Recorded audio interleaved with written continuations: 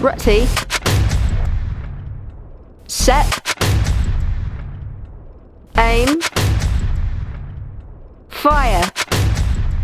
You win. Now go fly. In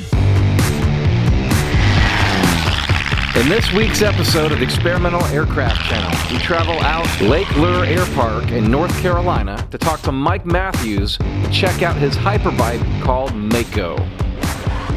Coming up.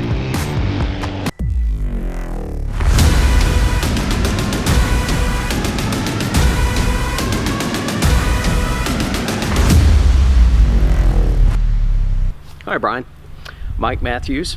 We're here at the Lake Norman Air Park in central North Carolina. We're hanging out with my little airplane, Mako.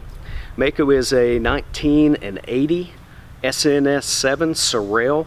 It's a Sorel negative stagger, their 7th model. Sorel HiperBipe. HiperBipe stands for High Performance Biplane. I'm going to give you a tour. Let's go. The airplane is built out of chromoly 4130 tubing, both square and round tube. The square tube is mostly the roll cage, which is around the cockpit, cabin, the pilots, if you will. This particular airplane is covered with polyfiber fabric. The wings are wood completely. There are a couple of metal parts in there, but they're mostly eye strut attachments. The wings are sheeted with a plywood and also covered. The airplane is painted with aero theme. We do have some fiberglass parts on the airplane, the cowling, a couple other little fiberglass parts here and there, but it's mostly tube, wood, and fabric. It's a 2-seat, side-by-side, fully aerobatic, fully inverted tail dragger. I went down to Atlanta Air Salvage. I found a Piper Arrow that was damaged in a hangar accident. I bought the motor off of it. We overhauled the motor. We did a B-hub and overhauled the prop. So we brought it up to aerobatic standards. While we were putting the motor together, this is Tom Schweitz up at Valley Aircraft Engines in Virginia, Shenandoah Valley. We did a high compression mod on it.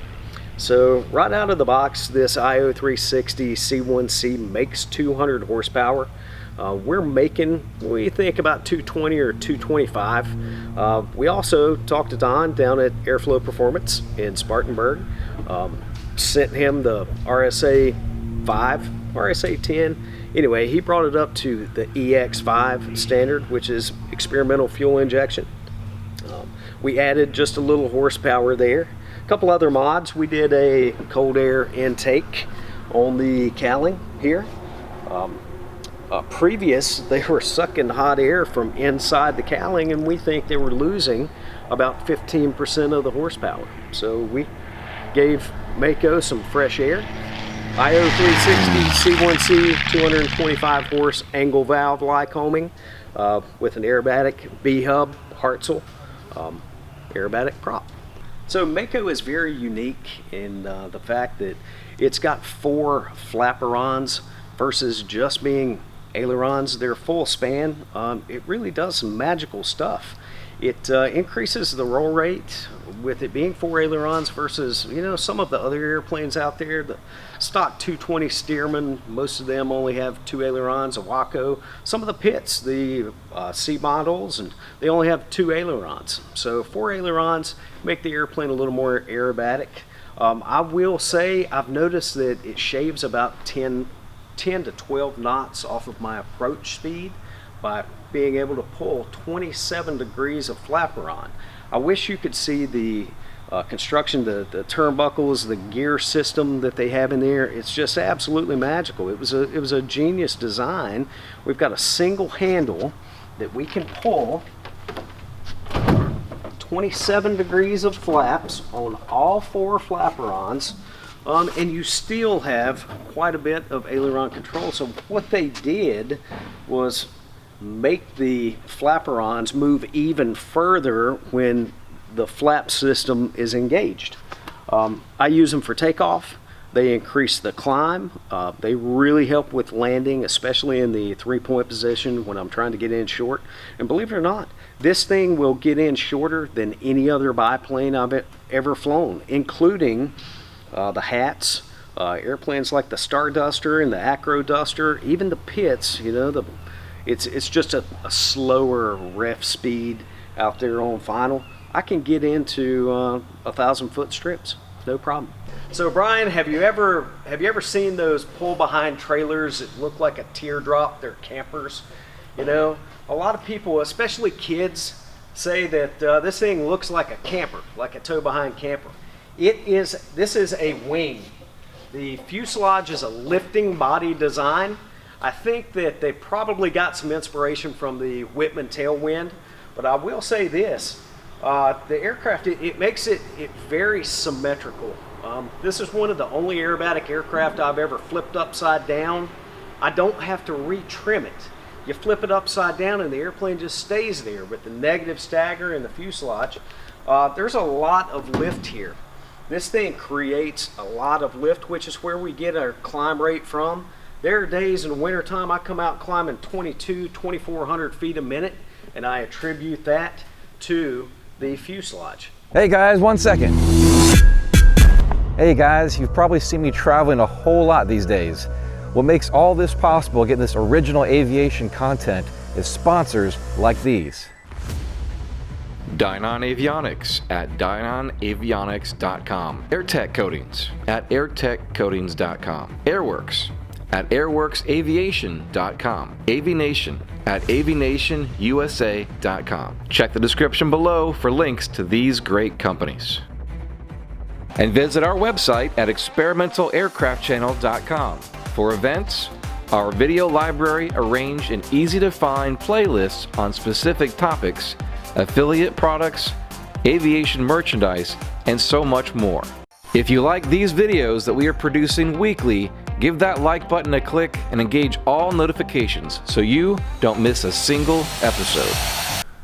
All right, talk to me about this tail section here. So there's something that's very unique to the HiperBipe. Brian, if you think about some of the other airplanes, like this RB6 sitting here, you've got the elevator, but the elevator is typically in line with the rudder, and you have some rudder below the elevator. The rudder on Mako is solely fit on top of the fuselage, which is good and bad. The airflow that's accelerated over the aircraft hyper accelerates down through here, and when it comes through this, I call it the tunnel, it makes the rudder very effective. The rudder is very, very sensitive. The elevator is very sensitive because it's in compressed air.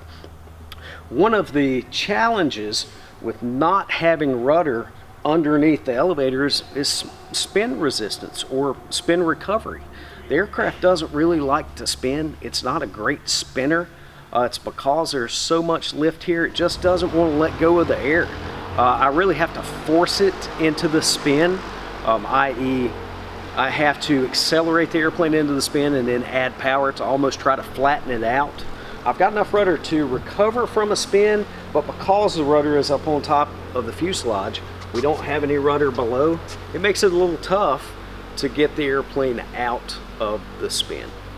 One of the wonderful things about the HiperBipe, they really built this airplane to be a cross-country machine. The airplane carries 40 gallons of gas, which is what most Pitts guys wish they had. I've got a little baggage compartment there. I've got heat. I've got some creature comforts. The cabin on this thing is literally as wide as a Cessna 182.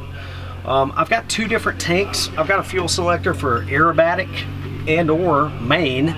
I've got 28 gallons of usable fuel in this tank over here. I also have a aerobatic tank which holds 12 gallons. We're 38 usable, but 40 on board. The aerobatic tank is plumbed such that we actually have 12 gallons of usable aerobatic fuel, meaning I can flip the airplane upside down and stay upside down for more than an hour. I don't know why anybody would ever do that, but it's possible, and believe it or not, the airplane is faster inverted. When we bought the airplane, it had a bunch of older steam gauge technology. I mean, 1980s stuff. We ripped all the radios out. I made a flush patch mount with a good friend of mine, Chris Farrell over at Farrellcraft. Has done a ton of work to this aircraft, including helping me with a jet milling machine to flush mount all this stuff. But we're Garmin folks. I really like the Garmins. I've got a lot of Garmin time and I feel like they're pretty reliable. So we went with a Garmin 345 transponder, a GTR 200 radio/comm setup or intercom setup. I did the Garmin 660 because I really didn't have a whole lot of room in the panel. We thought about a Garmin G3X, but for daytime nighttime VFR, what we're doing, I thought this would be a little more financially feasible, but went with the Garmin 660, which gives me attitude information. It gives me, it's really an EFB. It is an electronic flight bag, meaning that it has charts, plates, airport information, fuel, prices, stuff like that. And I also did a JPI EDM 350, which is their small engine monitor. We got rid of all the engine gauges here and just went with solid state modern electronics. One of the beautiful things about aviation for me, I've heard you say it, the folks we get to meet, the people we get to help along the way, the folks that help us along the way. I've had a ton of help with this thing. I don't even know where to start. Dan Ward at Ward Aero, my brother, my dad. My brother went down and we picked this thing up, put it in a box truck, drove it home in the middle of the night, hanging out the back of the box truck. Chris Farrell over at Farrellcraft.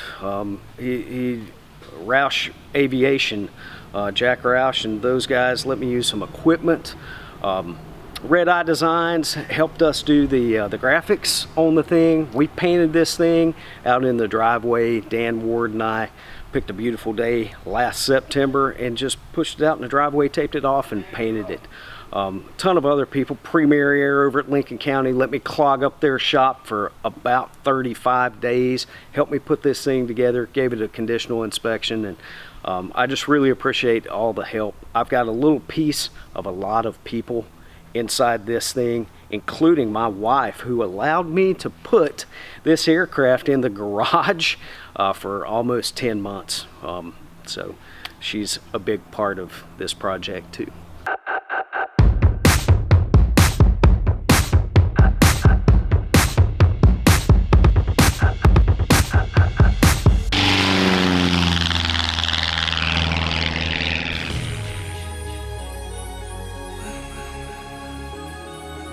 And check 1, 2, 1, 2. Oil pressure is up. Temps pressure's good. Green. Hey guys, so we're clear left, we're clear right. All the checks are done. We're going to eat up about 600 feet of runway here. More than likely we got some flaps in. We're going to climb the airplane about 80 miles per hour. We'll see what we get. It's about 80 degrees out today, so performance is going to be just maybe affected a little bit, but I'm in here by myself with a little over half tanks.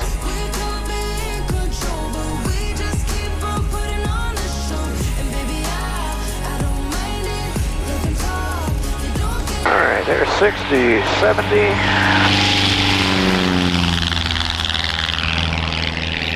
Hey, we're climbing, yeah, there's about 85. At about 1,500 feet per minute. That's really not asking much out of it. There's 1,800 feet per minute.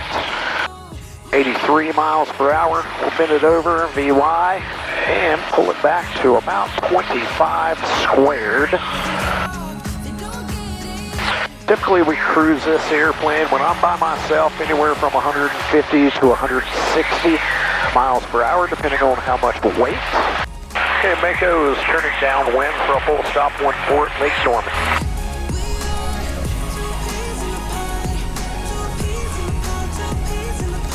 You guys probably can't see Brian, but he's about 3/4 of the way down the field on the right-hand side. So we're going to touch down about midfield. That's the reason I'm eating up some runway. A little slip here. The airplane slips really, really nice. Very, very controllable.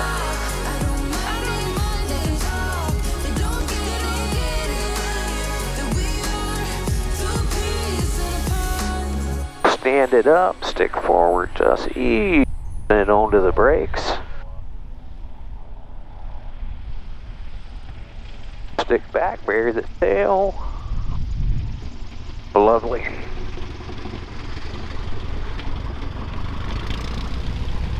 And Mako is clear at Lake Norman. And we'll be taxiing back to the rotisserie. Thanks for watching this week's episode. Remember to hit that like button, subscribe if you haven't already, and hit that bell so you don't miss a single episode. Check out our website at experimentalaircraftchannel.com, where we've got new merchandise. Check it out. We'll see you in the next episode. Thanks for watching.